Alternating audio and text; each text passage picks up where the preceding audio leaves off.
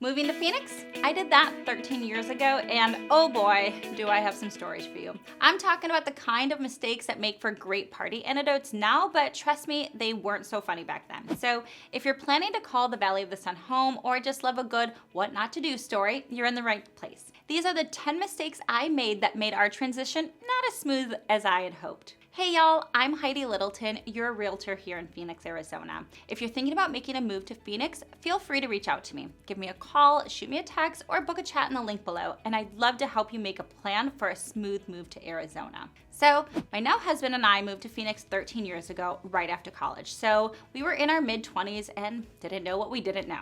I had moved states before, but they were smaller moves from Wisconsin to Illinois and Iowa, but they were never picking up my entire life and moving across the country type of moves. My husband, on the other hand, had only moved from middle of Illinois to southern Illinois. So this was a new journey for both of us. All right, mistake number 1, not exploring the whole Metro Phoenix area more. I have an older brother who actually lived in Tempe for several years, and I used to visit him on spring break. So I felt like I knew Tempe, so that's the city we picked to move to. What we didn't realize is that Phoenix is much more spread out than people think. So if you get a job in Glendale and move to Mesa, your commute is not going to be fun, and it may affect your initial experience. Our best friends moved out here about 3 years ago, and they said they made a similar mistake. They wish they would have researched the activities that they would do the most and moved closer to that. My biggest advice is to take a trip out and explore the areas. Be sure to check out my other videos that give you a full overview of all of the areas in Phoenix. If you need any help creating a self-guided tour, go ahead and book a chat with me, and I'd love to help you create one. Number 2, not looking into more apartments. A lot of the apartment complexes have model apartments that they show you. We thought they were so beautiful and way better than our college apartments, so I saw 2 complexes and picked one. What I didn't do was ask to see the actual apartment we were getting. When we arrived with our fully loaded cars, it looked nothing like the model. It was far more dated, but at that point there wasn't much we could do. So whether you're going to rent or buy a home, make sure you are seeing the actual home you're going to be living in. This leads me to mistake number 3, not doing research on the areas. I literally did no crime stat research. I didn't look up diversity or demographics. Well, we ended up with an apartment in a less than desirable area. Now, I didn't feel unsafe at any point, but there were definitely some sketchy things happening both in the complex and around it. As I advise buyers, do your due diligence. Do some Googling, drive by the area at different times of day, and jump into some groups and get feedback from locals or others that have relocated. Now, mistake number 4 is the story that I tell the most, as it was a nightmare. We drove 24 hours over 2 days cross country with not 1, but 2 puppies, separately.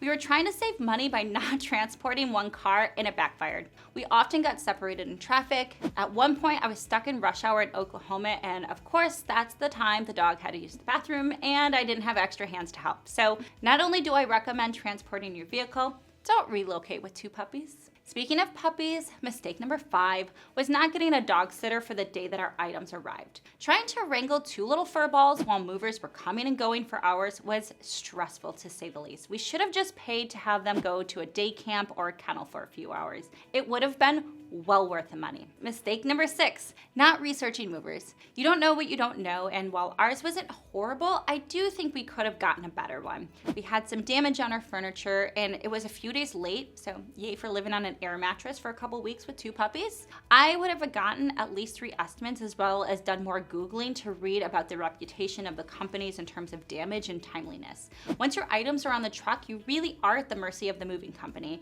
and take my word for it, always pay for the extra mattress covers. Now, the next few aren't necessarily mistakes, but certainly things either myself or others I know that have relocated here have either underestimated or not quite understood when relocating to Arizona.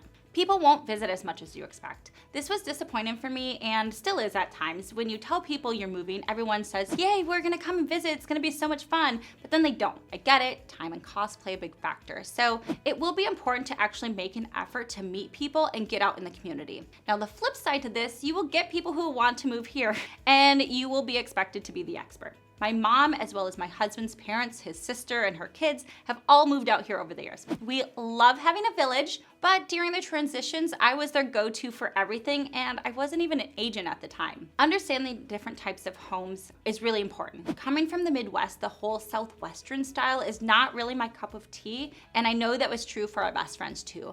There were a lot of homes that they thought were ugly or wrote off because they just didn't understand the Southwestern style. And while we all know the overall climate out here is hot in the summer, you truly don't know what it's like until your first summer out here and you feel like you're living in actual hell. Keep this in mind when you're deciding when to move out here. I know you can't always control it, but if you can, do not move July to September. It is just unbearable. Speaking of the unknown, the critters out here, they are very different from what we used to have in the Midwest. The amount of fear around scorpions from my mother-in-law when she moved out here made me giggle at times. And I've had clients move here from Cali, and the mention of termites makes them want to cancel a contract. The thing is, ours aren't like California's. We don't have the same humidity, thus the same damage. Termites are very common out here. The question isn't if a home has termites, it is when. So knowing the differences in critters, how you come across them, and how things are mitigated can go a long way in making you feel comfortable if you come across them, except for snakes, still not here for that. I hope you got a little laugh out of my own personal mistakes when we moved to Phoenix 13 years ago, and now you can avoid making the same ones. If you want help creating a self-guided tour or want to create a plan for avoiding the mistakes we made, give me a call, shoot me a text, or schedule a chat in the link below. And be sure to subscribe for more insights into what it's like to relocate to Phoenix, Arizona. Until next time.